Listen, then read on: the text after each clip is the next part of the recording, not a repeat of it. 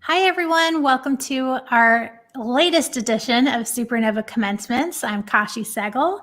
We have a great show for you today. We are excited to have all of you joining us, students, young professionals. We've got older professionals. Everybody joins us. So we're excited to have everybody. We're very excited about our guest today. Let me bring her on screen to join us. Adrienne White, welcome. Hey, thanks for having me, Kashi. I'm so happy to be with you and all the students, young professionals, and older professionals. Yeah, we got a whole mix, but we're really here for the students today. So thank you for joining us. Absolutely. Wouldn't miss it.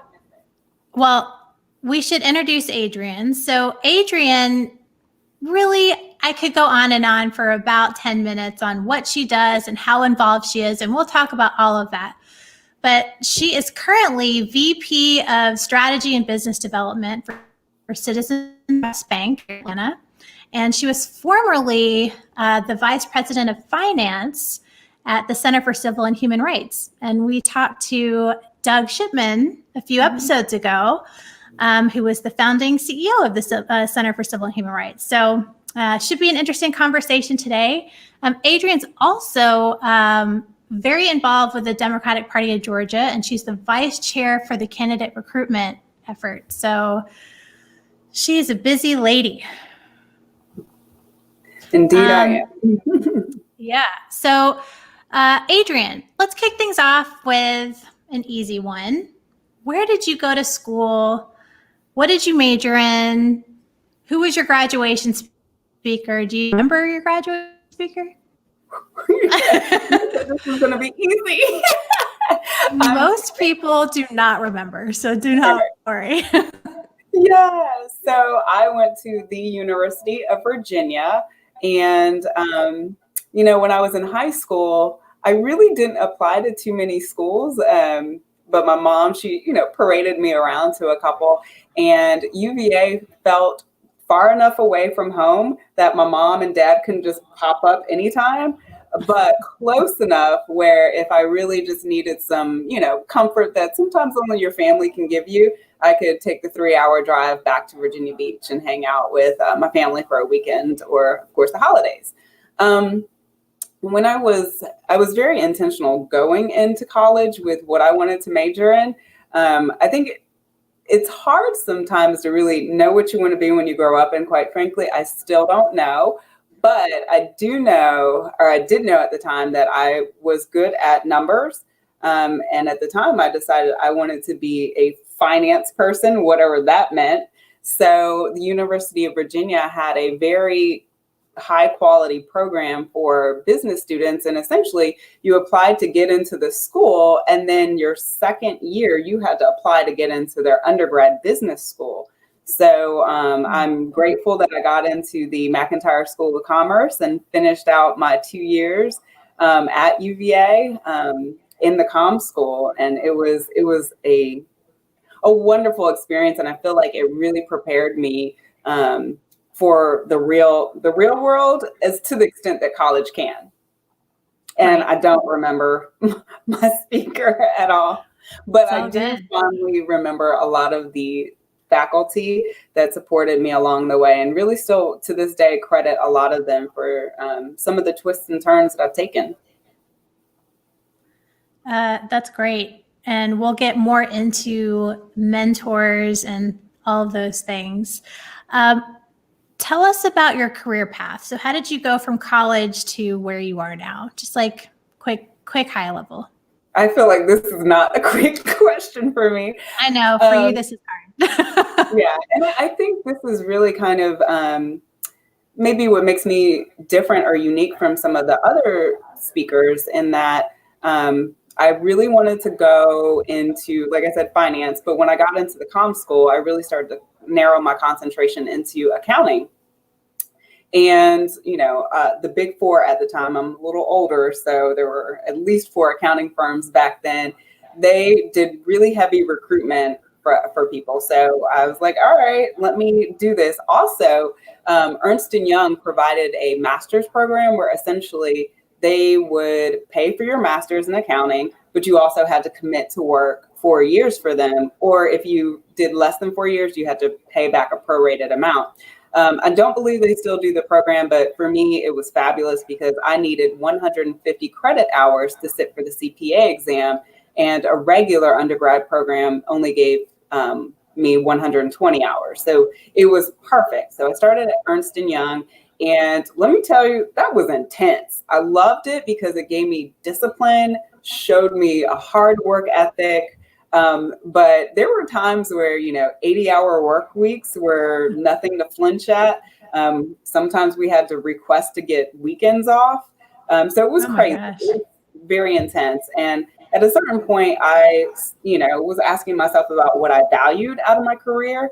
And, I value working hard, but I also value having a life outside of work.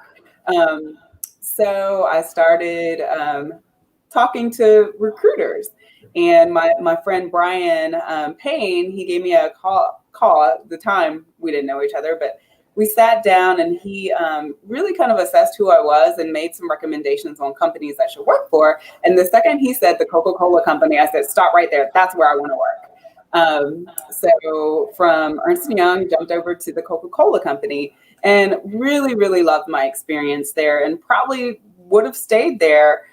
But about seven years into me being there, my friend Doug Shipman, who you had on earlier, he gave me a call, and he was like, hey, are you looking for a new job? I was like, not in particular. And at the time, he didn't really give me any context beyond that. So we had just a very brief conversation. And then maybe a month or two later, a recruiter called me, and he was like, well, we have this open position at the National Center for Civil and Human Rights. And I said, oh, yeah, I can recommend plenty of people for that, because I didn't think they wanted me. But sure enough, he was like, no, we're calling for you. And I was like, me? Okay. So it was really a pivotal time to assess, is this the direction I wanted to go in? And I had been volunteering a lot of my time, and I had this just huge give back component to who I am. And so I was like, wait, I could get paid to work, do something I like, and be in this social justice space. Heck yeah, sign me up. So took that job, and before I left, yeah, it's totally possible. Before I left Coke, I had a meeting with Kathy Waller, who was the controller of the company at the time. And I had always, growing up, I said I wanted to be almost exactly her. I said I wanted to be the CFO of a Fortune 500 company. And what I learned throughout my career is, the dreams that you have when you're younger, sometimes they morph into something different. And she really was the living, walking, breathing reality of what I wanted for myself. And I think it's remarkable because African-American women don't hold spaces like that in many companies. So I hold her near and dear to my heart as a woman who's paved the way. But anyway, we were in her tower. She had a very high office, and I told her to look out, because from the Coca-Cola building, you can see the National Center for Civil and Human Rights. And I said, hey, I'm going to go work there. And she was like, where? The World of Coke? And I was like, no, the Center for Civil and Human Rights. So I kind of found my personal space in being the CFO of something that I cared about. So I think it's important to know that the dreams you make when you're younger sometimes morph into something different. So that was a great experience. And I worked really hard there. I remember there was one of the big marches, and a march sprung up as a result of Philandro Castile being shot.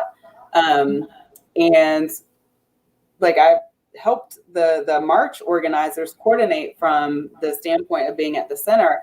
And that was such a moving experience. I mean, I learned so many non-financial skills working there, and just being flexible. I mean, every day the job called for something different. So I was like, all right, I'm showing up. I'm here for social justice. Let's make it happen. And then I started to kind of say, I don't know that I want to be the CFO here for the rest of my career. I don't necessarily want to be the CEO. So I started asking myself, what's next? And at the same time, I had an opportunity to serve on a board for the bank that I work at, Citizens Trust Bank, and their Next Generation Advisory Board, which was people who were under the age of 45, and helped the bank understand the wants and desires of the next generation. And met with the CEO at the time, and she immediately saw something special in me, and she was like, hey, what do you think about working here? And quite honestly, it was a little too soon, because I hadn't really been at the center too long, but I recalled that conversation, and I was like, let me reach out and see if the bank has an opening. And, you know, I still consider working at the bank to still be in the sphere of social justice. And here's why. So you look at other countries across the world, and they don't necessarily have a credit system. So you have a super wealthy class and a super poor class. And something that's very unique and special about the American credit system is we can kind of inch our way into another social class. So I think about myself, I had student loans. So I had, you know, that requires a credit system. I own my house, or maybe the bank owns it and I pay the bank until I pay it off. But I have a house, and I couldn't pay for my house outright with cash. So I value the credit system, and my car, all things that kind of give me flexibility and mobility in my life. And to me, that's a form of economic justice. And so to work at a Black-owned bank was another component that I felt was really intriguing and exciting. So I kind of made my way to a bank, and now I'm VP of strategy, and I really just help them ask questions and forge a pathway forward to make sure that we're meeting the needs of customers. So that was long. You have had quite a journey, and you do a lot of other things outside of what you just mentioned. Talk to me about your purpose and how you have figured out how to navigate what is important to you and what isn't. I mean, you talked about social justice, but that wasn't always something that was at the forefront of your mind in terms of a career. So how did you figure out what your purpose was, or do you have a purpose that guides your North Star, you know? Yeah, absolutely. So it absolutely took some time, and I didn't have capacity in my first several jobs to really understand what that was for me. But I think, you know, at some point in your life, you start repeating things, and then you have to recognize that who you are really never changes. You may kind of get distracted or really be busy. Like I said, I was working 80-hour weeks, so I didn't have time to even think about who I was and what really mattered to me. But a central theme throughout almost every point in my career is, if there was like a give back element at the job, I was like, hey, how can I lead this? So at Ernst & Young, I got them involved with Hands-on Atlanta Day. With Coca-Cola, I really, you know, leveraged my role with Black Girls Run to say, hey, Coke, how can we find this marriage between this, you know, fitness endeavor that I'm doing with a product and beverage that some people say, hey, this is, you know, sometimes adds to obesity, but I was able to expose a lot of people to the other products that the Coca-Cola company sold. And so I just always had this, like, whatever I cared about, I could bring it to work, essentially. And I think that's important, because sometimes we feel like we can't, you know, I've heard that saying, bring your whole self to work. And in my younger years, I was always kind of like, A, who am I? Or B, I don't really know about doing that. But at this point in my career, I just am unapologetic about who I am. And I think employers who take me on understand that there's this whole component of Adrienne that she has intrinsic value because of who she is. And we want that about her. So we'll enable that. But I'll say, like, because life happens so quickly, sometimes you don't really carve out what is your purpose. And I think leadership development programs are important to help give you space to do that. So I did lead Atlanta at one point, and that really helped me to understand, you know, my relationship to the city of Atlanta and just Metro Atlanta in general. And then New Leaders Council is another program that I did. And on one of our first days, one of the exercises that we did was to really define our purpose. And I love the exercise, because my purpose came out to read, essentially, I exist to help others fulfill their being their best self. And I really want to help others find the best part of their well-being, whether that's physical fitness, financial fitness, emotional fitness. So all those elements. So I'm here to serve other people, essentially. Well, you do it very well. You talked about leadership. How do young people who are just making their way from college or from high school into college or from college into the real world, how do they find these leadership positions or create them? Do they have to have a formal leadership position to be impactful to an organization? Oh, absolutely not. I mean, I think there's so many organizations around Atlanta that are trying to solve some of our societal ills. And we all have a talent. Like mine just happens to be I'm decent with numbers. So oftentimes I bring that skill to a nonprofit, and kind of an example as to like how to really lean into what you're good at and bring that to another organization. Like, I think education is so important, but let me be honest, I'm not the best with little snotty kids. So while I wanted to have an impact on education, I knew that my best use of my time and my skill and my talent wasn't going to be physically sitting with kids and helping them read, write, and do math. Like that's just not the gift that God gave to me. But what I was able to do is I was the treasurer for a charter school in the old Fourth Ward before Ponce City Market came around. So I felt like I was really helping to shape and transform the community through my natural talent. So I think that's something very important, is defining those things that you really are excited about. So for me, education was one of them, and figuring out how to give my time and my talent to an organization. And sometimes it's a slow dance. You don't necessarily come into an organization and say, hey, I'm here. You listen first and you say, what are your needs? And then you raise your hand and you say, okay, you said you needed this. I can do it, and I can do it well. And I'm excited to serve. So I think just being willing to listen and then give to fill that gap is so important as you seek to figure out your leadership. Right. So you do a lot with candidate recruitment. Are we going to recruit you to run at some point? Girl, stop. I had to ask. You knew that was coming. I will say, like, if I'm, 100 years old and I've never served as an elected, I might feel a sense of regret. However, right now in this space, I feel like I'm doing what I've been called to do. And that really is being this steward for enabling other leaders who see in themselves the courage to run for office, the courage to do sometimes a thankless job, make laws and oftentimes get yelled at by people. I want to really elevate them and make sure that they have the resources, and make sure that like the rest of the people out here in Georgia know about them and are willing to support their campaigns. I'm really, really excited about these candidates. So how do young people get involved if they don't have any political experience, but they know they want to be active? Will campaigns take them on with no experience? How do they even find a campaign to work on?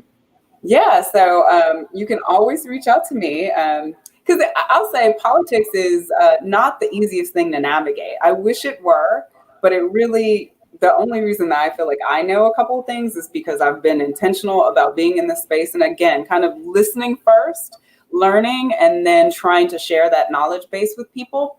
One thing that you can always do is reach out to I know this is nonpartisan. I am a Democrat.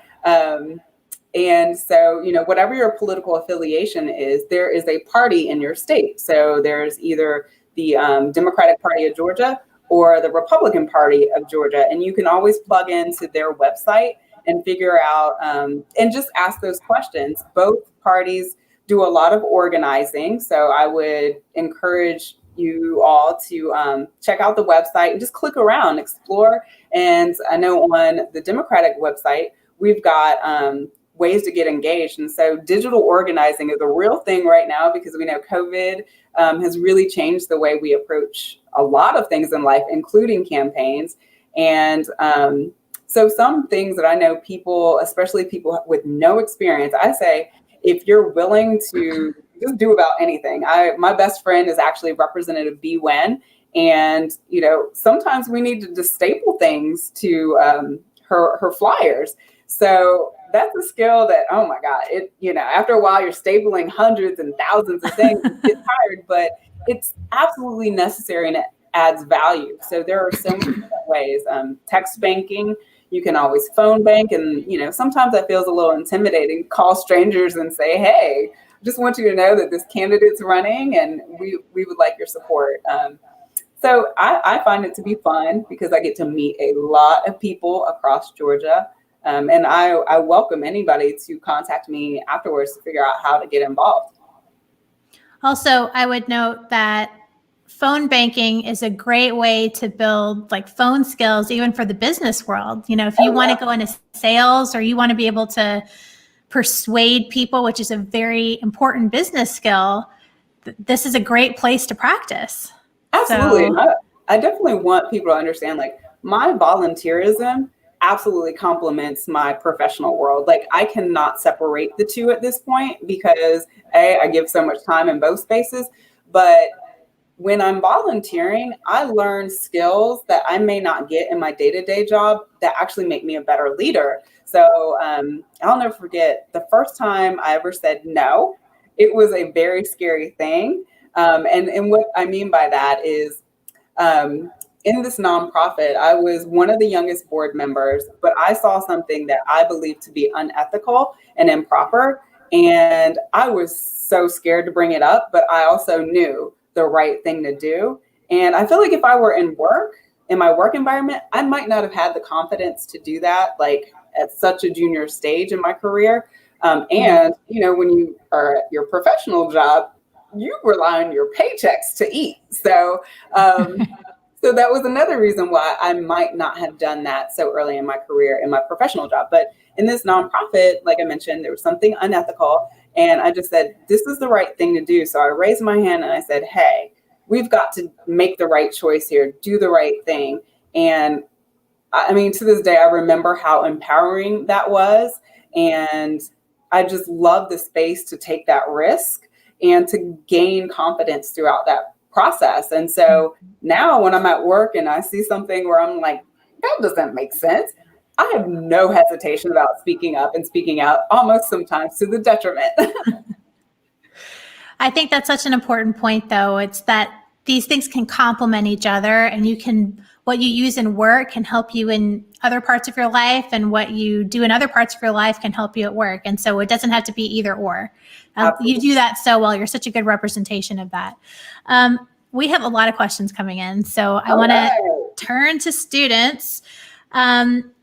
Ashanti is asking, what was a time you were told no, but it worked out for the best?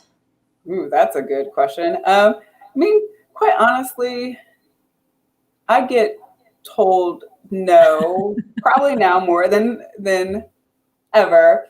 To be honest, I'm getting a little like scatterbrained, and I can't think of a specific example. But I do think, in general, when I get a no or an obstacle where I'm just like, do I give up or do I push forward? No's usually strengthen who you are. They either help you to really analyze, like, why am I getting this no? Is it that the person doesn't fully understand, like, my perspective? Have I not communicated clearly? Do I need to try a different approach? Or was there some information out there that I didn't have the privilege of seeing that this leader or this other person had, and they were telling me no because they kind of see a bigger picture than I saw? And or sometimes when you get the no, it's like, no, but. So then you kind of help explain why you took a certain approach, and hopefully you can kind of meet in the middle. So no's don't scare me. Failure doesn't scare me at all. It kind of excites me, honestly, because when I do get a no, then I'm like, and I'm a faithful person. At this point in my life, I get a no or I see an obstacle and I'm like, okay, well, that was not meant for who I am. And so something better fitting or a better, bigger yes is meant down the road. And I'm waiting for it. Give it to me. Bring it on. Kate would like to know, how do you get work-life balance? Adrienne, please enlighten us. I don't, but that's who I am. So I think each person has to really understand what drives them and motivates them. I'm just driven to keep going. I like the work world, but also the give back portion of my life is so important.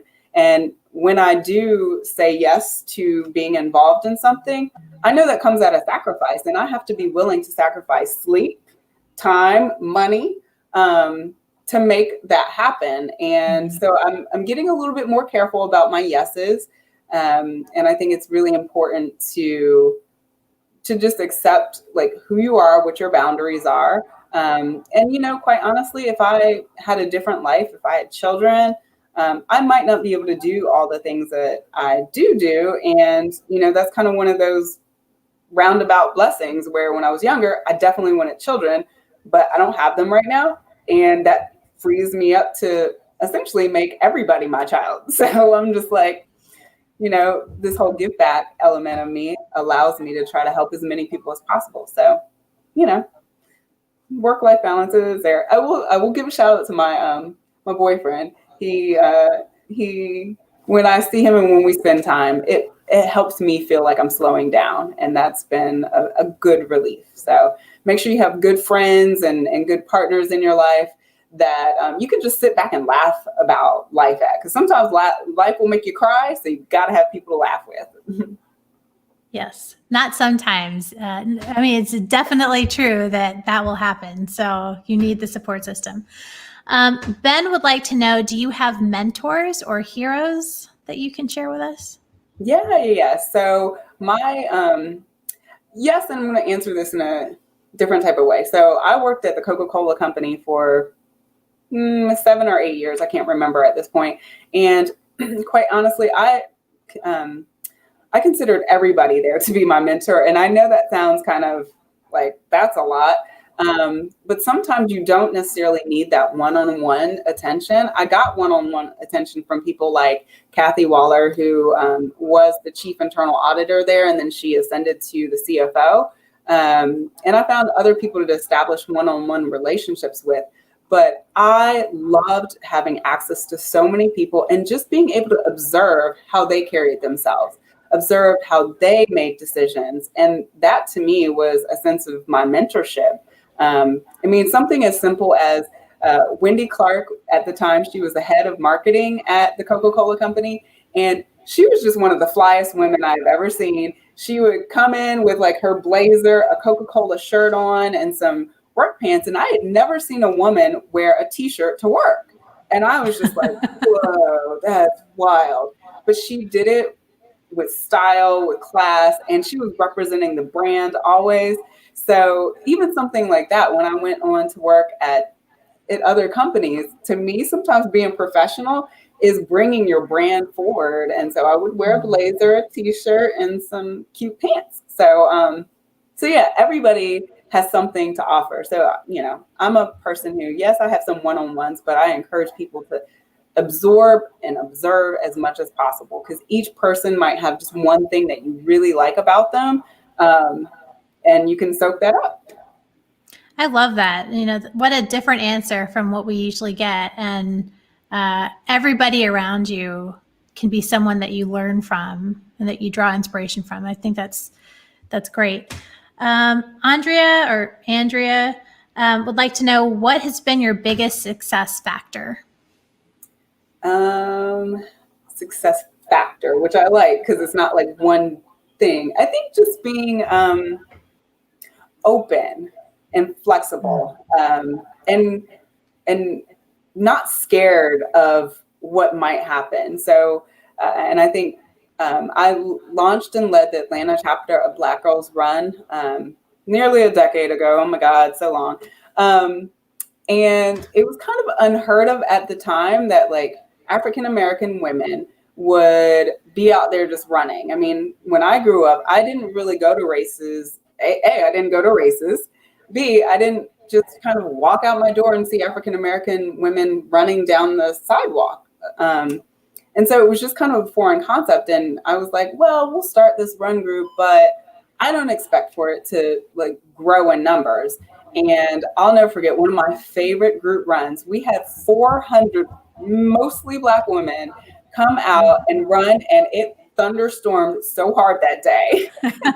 So it's just this constant excitement about like, okay, I'm not sure what's on the other side here, but I'm doing this because I think it's the right thing to do, and I'm really excited and passionate about it, and I'm going to share it with as many people as possible.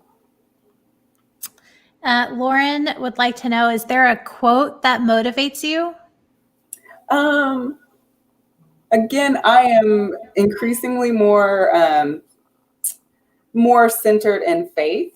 And so a lot of things in the Bible, but outside of that, there is Benjamin E. Mays, was a former Atlanta school board member and a Morehouse man.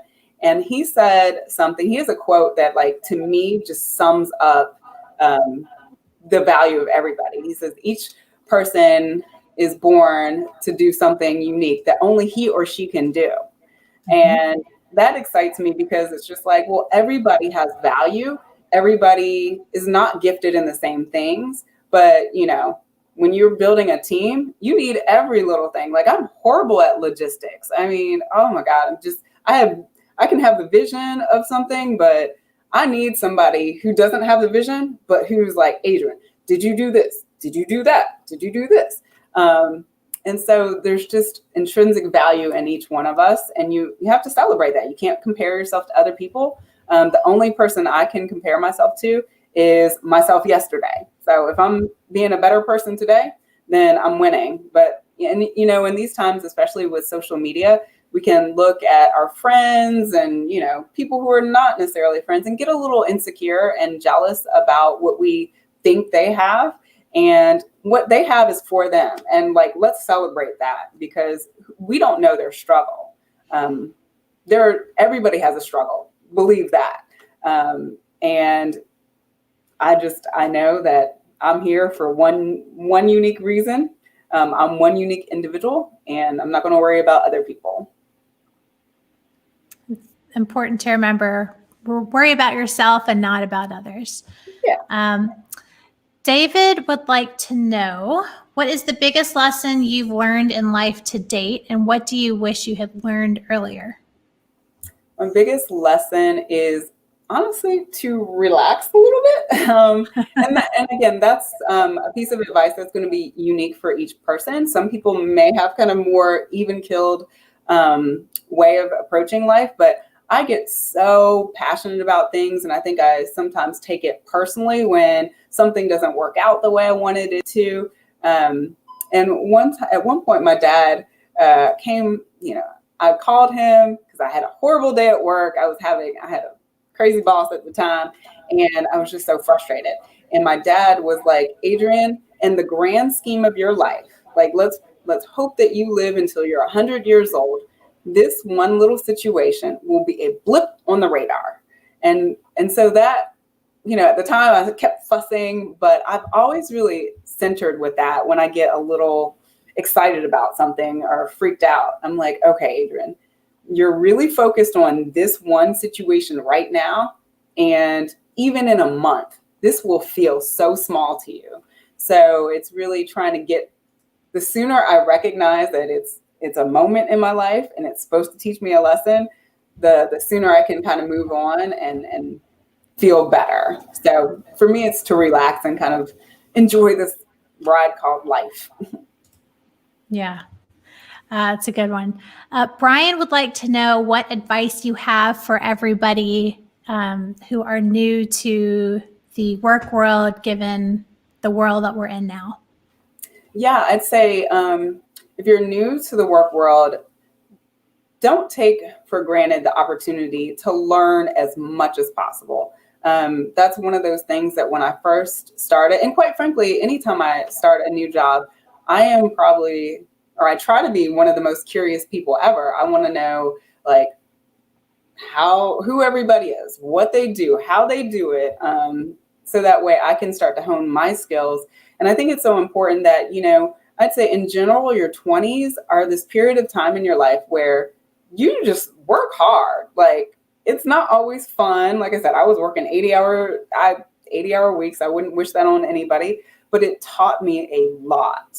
And so I was able to build a reputation as a hard, diligent, committed worker that then made things a little bit easier when I asked for more balance or more favor, because people trusted me. They were like, Adrienne will get it done. She'll go the extra mile. So now that she's asking for flexibility or asking for this and the other, I'm more inclined to trust that she'll still get the job done, but she's got a question or an ask to enhance her experience. So yeah, work hard. And then also really just enjoy the nature of meeting people. I consider myself to be a connector. I just know a lot of people because I'm involved in a lot of things. I'm a curious person. And, some people approach networking, which when I was in college, I thought it was like so annoying. I was like, I don't want to network. I'm smart. Like, I know I'm a smart person. And I was like, if people can't value me just because of what I know, then like maybe I don't need to do this, that, and the other. And then as I've gotten older, I've realized it's not necessarily about how smart you are. It's about how connected you are. And, that whole saying about work smarter, not harder. Well, I've got so many amazing friends in my network, and just people, not even people that are like friends, but that I know what their purpose is and what their talents are. And when somebody says, hey, Adrienne, can you help with this? The first thing, like my little hamster starts spinning in its wheel, and I'm like, who else? Who can I have help me with this? Or who might be able to actually do this better than me? And it's just me accumulating a whole lot of people. So work hard, but also enjoy just the sake of meeting people. You never know when they need you or you might need them. And, I love, like I said, I love helping people and plugging people together. That's great. You definitely do that well. We're going to leave it there with Adrienne today. We have a ton more questions, but we are running out of time. So really want to thank you, Adrienne, for being here with us today and spending some time with us, sharing your thoughts and advice. And graduates, we want to say congratulations to you. We're excited for what you have ahead of you. Leave us a comment and let us know what you're up to. And don't forget to search us, SuperNova Commencements, on the web everywhere. We are on Google, Facebook, Twitch, Twitter, all the things. So you can find us. Our next guest next week is Dr. Valerie Montgomery Rice, who is president and dean of Morehouse School of Medicine. So it is going to be a really great show. And look forward to seeing all of you. Adrienne, thanks again so much. Thank you, Kashi. This has been awesome. And guys and girls, don't forget that it is a blessing to be a blessing. Stay happy, safe, healthy, and be kind to everyone. Thanks.